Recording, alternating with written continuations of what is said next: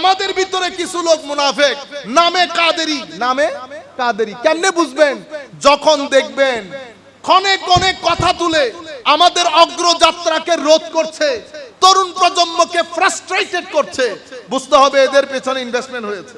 শুধু কাদেরি নাম লাগাইলে হবে না, কাদেরি নাম লাগাইলে, সেই জন্য আমি মাঝখানে একটা কথা বলেছি আপনাদেরকে, বাড়ি হিন্দু, বাড়িতে হিন্দু, মনে মুসলমান। শরীয়তের ইমামগণ বলছেন এই ব্যক্তি আল্লাহর দরবারে মুসলমান, মানুষের দরবারে কাফের। তুমি তারে মন্দিরে জ্বালাও, সমুদ্রে ভাসাও, আমার আল্লাহ ফেরেশতা দিয়ে তাকে কবরের ব্যবস্থা করবে, কারণ সে অন্তর থেকে মুসলমান, কোনো কারণে বলতে পারে নাই। আবার আমাদের ভিতরে কিছু লোক মুনাফিক নামে কাদেরি কেমনে বুঝবেন? যখন দেখবেন ক্ষণে ক্ষণে কথা তুলে আমাদের অগ্রযাত্রাকে রোধ করছে, তরুণ প্রজন্মকে ফ্রাস্ট্রেটেড করছে, বুঝতে হবে এদের পেছনে ইনভেস্টমেন্ট হয়েছে, এদের পিছনে ইনভেস্টমেন্ট হয়েছে। আমাদের সমস্যা হচ্ছে আমরা কৌজুর, আমরা তো আসলে এই ভিডিও করি, সবার বক্তব্য দিতে হয়, বুঝতে পেরেছেন? এই কারণ আমরা তো নিউট্রাল থাকতে হয়। আমরা কি থাকতে হয়? নিউট্রাল। আসল সন্তানের পরিচয় ওইটা না, বাবার কোলে বসে মায়ের বিচার, মায়ের কোলে বসে বাবার বিচার। সম্মানিত উপস্থিতি, কাজেই ছেলেদেরকে ফ্রাস্ট্রেশন থেকে বাঁচাতে হবে।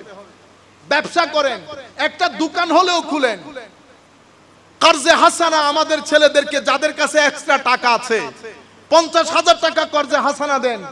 এমন একটা মুনাফিকের জমানায় এসেছি, টাকা নেওয়ার সময় আমরা কত কাকুতি মিনতি করি, টাকা দিয়ে গেলে ইন্না লিল্লাহি ওয়া ইন্না ইলাইহি ইন্না লিল্লাহি। আমাদের ইসলামের ব্যবসার জগতে রেভলিউশন তৈরি করার জন্য কোরআনে পাকের মধ্যে আল্লাহ বলেছেন, হাদিসে পাকের মধ্যে রাসূলুল্লাহ বলেছেন সাল্লাল্লাহু আলাইহি ওয়াসাল্লাম, কর্জে হাসানা দেওয়ার জন্য, কর্জে হাসানা দেওয়ার জন্য। ইন্নাল মুসাদ্দিকিনা ওয়াল মুসাদ্দিকাত ওয়া আকরাদুল্লাহ কারদান হাসানা ফায়ুদাআফু লাহুম আজরান কারীমা।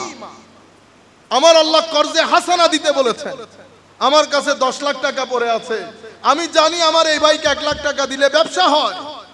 আপনারা বেটা এগুলা মৌলিক কথা, পেটে ভাত না থাকলে আপনি দিন ধর্মের কাজ কি করে করবেন? যাদের ব্যাপারে আপনারা বলছেন প্রত্যেকেই তাদের সংগঠন থেকে বেতন তুলে, সেই কারণে তাদের মিশনের কাজ সবার আগে, আমাদের মিশন সবার পরে, কারণ আমি আগে পেটের ভাত জোগাড় করতে হয়, এরপরে সময় যেটা থাকে সেটাতে আমরা দিনের কাজ করি। একজনে দিনের কাজ করে 1 ঘন্টা, আরেকজনে দিনের কাজ করে 12 ঘন্টা, কে আগায় যাবে? ও ভাই, আপনি মাত্র যাত্রা শুরু করেছেন, আপনি ঘাটে পৌঁছতে পৌঁছতে সে তো ঢাকায় পৌঁছে কাতার পৌঁছে গেছে। আপনারা বুঝতে পেরেছেন? আমরা এশকের কথা শুনে চলে যাই, আপনি বাসার মধ্যে গিয়ে ভাত খাবেন কিভাবে? এই জন্য আমার নবী সাল্লাল্লাহু আলাইহি ওয়াসাল্লাম সাহাবায়ে কেরামের মধ্যে ভ্রাতৃত্বের বন্ধনে তাদেরকে আবদ্ধ করে আমার নবী প্রথমে ফাইনান্সিয়াল ক্রাইসিসকে খতম করেছেন। সাহাবায়ে কেরামের মধ্যে ফাইনান্সিয়াল ক্রাইসিস খতম করেছেন। মদিনা শরীফ, মক্কা শরীফ থেকে যে সমস্ত সাহাবীরা এসেছেন, প্রত্যেক সাহাবীকে মদিনা শরীফের কোনো না কোনো সাহাবীর ঘরে অ্যাকোমোডেট করে আগে ফাইনান্সিয়াল ক্রাইসিস আমার নবী খতম করেছেন। নতুবা সাহাবায়ে কেরাম কি মিশনের কাজ করতে পারবে?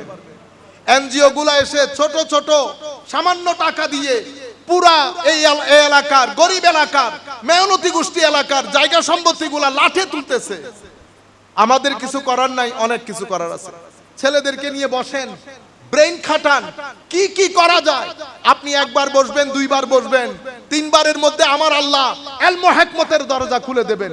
দেখবেন অনেক জিনিস বুঝে আসছে। কর্মে পরিণত করেন, টাকা পয়সা তুলে এটা আরেকটা ইনভেস্টমেন্ট হয়। আপনারা আপনাদের ছেলেদেরকে ফাইনান্সিয়ালি কাজে লাগান, নতুবা আগামী 10 বছর পরে আমাদের ছেলেদেরকে টর্চ লাইট নিয়ে খুঁজতে বের হইতে হবে, আছে কিনা। এহসান কাকে বলে? এহসান হচ্ছে আপনার ভিতরের জগতের মধ্যে একটা জায়গা থেকে ডিপারচার করতে হয় আরেকটা জায়গায় অ্যারাইভালের জন্য।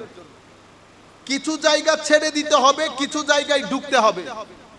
আমার আল্লাহ বলছেন তোমাদের ভিতরে একটা মাংসের টুকরা আছে, সেটা ঠিক হলে তুমি ঠিক, সেটা বেঠিক হলে তুমি বেঠিক। আমার আল্লাহ কোরআনে পাকের মধ্যে বলছেন ওয়া আম্মা ওয়া নাফসি ওয়া মা সাওয়াহা ফাআলহামাহা ফুজুরাহা ওয়া তাকওয়াহা কদ আফলাহা মান যাক্কাহা। তাইলে আমাদের সফল হওয়া নির্ভর করছে কিসের উপর? আমাদের ভিতরের জগতের মধ্যে আমার আল্লাহ কি কি দিয়েছেন? ডিজায়ার, শাহাওয়াতে নাফসানিয়া, লাস্ট, লোভ, অহংকার, হিংসা, অশ্লীলতা, হারামখোরি, কৃপণতা সব এখানে দান করেছেন, ঠিক না? আরেকটা কলব বাতেন, রু দান করেছেন। তো আমার ভিতরের মধ্যে গ্রাম দুইটা, এক গ্রাম থেকে বের হতে হবে, আরেক গ্রামে ঢুকতে হবে। নফসের গ্রাম থেকে বের হয়ে কলবের গ্রামে যদি আমি ঢুকতে না পারি, নামাজ রোজা সহ আমাকে জাহান্নামে যেতে হবে। কেন? কারণ কোরআনে পাকের মধ্যে আমার আল্লাহ, হাদিসে পাকের মধ্যে রাসূলুল্লাহ সাল্লাল্লাহু আলাইহি ওয়াসাল্লাম বলেছেন যার ভিতরে এতটুকু অহংকার আছে সে জাহান্নামে যাবে, বলে নাই? তাইলে নামাজ আছে, আকীদা আছে, কিন্তু অহংকারের কারণে কোথায় যাইতে হচ্ছে? জাহান্নাম। আমার নামাজ আছে, আবার হিংসা আছে। আমার নবী হাদিসে পাকের মধ্যে বলেছেন আগুন যেমন কাঠ পুড়ে ফেলে, ঠিক সেভাবে হিংসা আপনার আমল পুড়ে ফেলে। তাইলে ইবাদত রিয়াজত করেছেন, হিংসা থেকে কেমনে বাঁচতে হয় সেটা শিখলেন না, তো হিংসা তো আপনার ইবাদতের পাহাড়ে আগুন লাগিয়ে দিয়েছে না? হায় হায় হায়। ইমাম জালালউদ্দিন রুমি রাদিয়াল্লাহু তাআলা আনহু উনি কি বলেছেন? আমার চাচা দান এনে, দান শুকিয়ে সুন্দর করে বস্তার মধ্যে ঢুকিয়েছে, ঢুকিয়ে আমার চাচা বিয়ার বাড়িতে চলে গেছে। ইন্দুর আইসা বস্তার ভিতরে ঢুকছে, ঢুকে এই 10 কেজি দানকে কত কেজি করছে? 2 কেজি। দেখতে সব দান, হাত যখন ঢুকাইছে দেখে কি? সুবা। তাইলে আমার এখানে কোরআনের, নামাজের, হজের, যাকাতের দানগুলা রেখেছি, এদিক থেকে অহংকারের চুয়া একটা আমার এই দানি জমিনের ভিতরে ঢুকছে। ঢুকা কোন সময় যে সে সব খাইয়া ছারকার করে দিছে আমি তো জানিও না। আমি তো অহংকারের মধ্যে আছি, নামাজ আছে, রোজা আছে, হজ আছে, যাকাত আছে, আমারে মারে কে? কিন্তু ভিতর থেকে চিটেঙ্গা ভাষায় বলে খোলকল্লা করে দিছে। আপনারা বুঝতে পেরেছেন? তাইলে এহসান কাকে বলে? এহসান হচ্ছে আমার আল্লাহ আপনার ভিতরে যে রু দান করেছেন, যে কল্ব দান করেছেন, সেই কল্বকে আমার আল্লাহ যেভাবে পিওর দান করেছেন, সেই পিওরিটিটাকে ধরে রেখে কলব বাতেনের মধ্যে নূরে ইলাহির বর্ষণ করার জন্য কলব বাতেনকে তৈরি করা, এটাকে এহসান বলে। কি বলে? এহসান বলে। সহজ কথাই বলতে গেলে, একদম সহজ কথায়, এহসান হচ্ছে সেই স্ট্যাটাস আপনার কলব বাতেনের, যে স্ট্যাটাসে গেলে মানুষের অন্তর থেকে অহংকার কমে এসেছে, হিংসা কমে এসেছে, অশ্লীলতা কমে এসেছে। এগুলো সব অন্ধকারের নাম। আয়নার মধ্যে এগুলা কি হয়ে গেছে? ধুলোবালি পড়ে গেছে, চেহারা নজরে আসে না। যখন আস্তে আস্তে মোছা শুরু করেছেন তখন চেহারা নজরে আসে। তো নূরের বারিশ যে ওখানে পড়ে, নূরের বারিশ, এই দুলা মাইলার কারণে নূরটা আয়নার ভিতরে জমতেছে না। যখন এটা সরে যায়, নূর জমে, বান্দার কলব বাতেনের মধ্যে তাকওয়া প্রতিষ্ঠিত হয়। যখন তাকওয়া প্রতিষ্ঠিত হয় তখন নামাজে দাঁড়ালে সেই তাকওয়া নূর হয়ে অন্ধকার দূর করে দিয়ে বান্দার আল্লাহর মাঝে একটা নূরানি কানেকশন তৈরি করে। এটাকে কি বলে?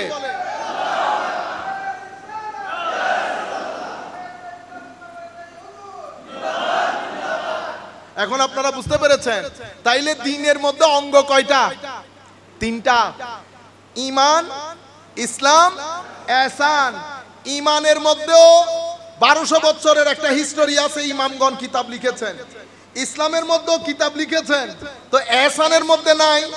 হায় হায় হায়। আসেন, ইহসানের ইমাম। তো ইহসান কি সেটা আমার নবী সাহাবায়ে কেরামকে শিখিয়েছেন, সাহাবায়ে কেরাম তাবিঈনকে শিখিয়েছেন। অতঃপর যখন প্রয়োজন এসেছে, কিতাব যখন আকীদার ইমামগণ আকীদার কিতাব লেখা শুরু করেছেন, শরীয়তের ইমামগণ শরীয়তের কিতাব লেখা শুরু করেছেন, তখন এই এহসানের ইমামগণ এহসানের উপর কিতাব লেখা শুরু করেছেন। সেই কিতাবগুলোকে আমরা তাসাউফের কিতাব বলি। কিসের কিতাব? তাসাউফের কিতাব। তাসাউফের কিতাব রচিত হয়েছে ইমাম শাফেঈ, ইমামে আজমের কোন ছাত্র বলেছি? নাতি ছাত্র। তাসাউফের কিতাব লিখছে কিনা? লিখছে। কিতাবুজ জুহদে ওয়ার রাকায়েক। আপনারা বুঝতে পেরেছেন? এর পরবর্তীতে উনারও সিনিয়র ইমাম আব্দুল্লাহ ইবনে মুবারক কার ছাত্র? ইমামে আজমের ছাত্র না? হ্যাঁ, উনিও লিখেছেন কিতাবুজ জুহদে ওয়ার রাকায়েক। কিন্তু অফিশিয়ালি তাসাউফের কিতাবের মধ্যে অফিশিয়ালি আমরা যদি 3 যুগ ধরি, 3 যুগ সুফিয়ায়ে কেরামের, প্রথম যুগের সুফিয়ায়ে কেরাম কারা? যাদের সাথে তাবেউত তাবেঈনদের পিঠ লাগানো, ইনারা কারা? ইনারা হায় হায় হায় ইমাম সাহাল তুস্তারি, ইমাম হারিস আল মুহাসিবি, ইমাম বাইজিদ বিস্তামি, ইমাম বগদাদি। পুরা নাম কি বলেন? জি না না, বাইজিদ বুস্তামি তো এটা আছে। বগদাদি কি নাম? হযরতে জুনায়েদ বগদাদি। জুনায়েদ বগদাদির চেয়েও সিনিয়র হচ্ছেন বাইজিদ বিস্তামি। জুন্নুন আল মাসরি, শাকিক বলখি, হাতেম আল আসম। শাকিক বলখি ইমামে আজমের ছাত্র। শাকিক বলখি ইমামে আজমের ছাত্র। তো তরিকত কি বাংলাদেশে খালি? এটা আপনারা জানতে হবে না? তাইলে ইমামে আজমের ছাত্র সুফিকুল শিরোমণি, ওনার ছাত্র হাতেম আল আসম। ইনারা প্রথম যুগের আল্লাহর ওলি। সেটা কোন যুগ? 2 থেকে 300 হিজরির মাঝখানের লোক। 2 থেকে 300 হিজরির মাঝখানের লোক। তখনই তরিকতের তাসাউফের উপর কিতাব রচিত হয়েছে। কিন্তু অফিশিয়ালি তরিকত এবং তাসাউফের কিতাবের মধ্যে আমরা কিতাবুজ জুহদে ওয়ার রাকায়েক ইমাম শাফেঈ, রিসালা কুশাইরিয়া ইমাম কুশাইরির 300 হিজরির লোক, কুতুল কুলুব, আওয়ারিফুল মাআরিফ, কাশফুল মাহজুব, মানাজিলুস সাইরিন, ইহয়া উলুমিদ্দিন, এগুলা এখনো হুজুর গৌসুল আজম আসেন নাই।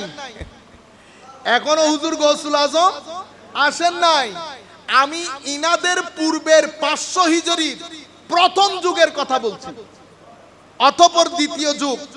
এরপরে হুজুর ইমাম গাজালির সমসাময়িক হুজুর গৌসুল আজমের জমানা 500 থেকে 600 হিজরির মাঝখানে। এরপরে হুজুর গৌসুল আজমের জমানা শুরু হয়েছে, গুনিয়াতুত তালিমিনের জমানা। কিন্তু কাশফুল মাহজুব হুজুর গৌসুল আজমের 150 বছর আগে। এটা আপনাদের জানতে হবে, না জানলে এলমের ইনফরমেশনের যুগ। আপনি যখন এগুলা বলবেন দেখবেন যাকে বলছেন সে কনভিন্স হয়ে যাচ্ছে। তাকে বুঝানো হয়েছে এটা 100 বছর শুধু বাংলাদেশ, ইন্ডিয়া, পাকিস্তানে, ঘটনা সেরকম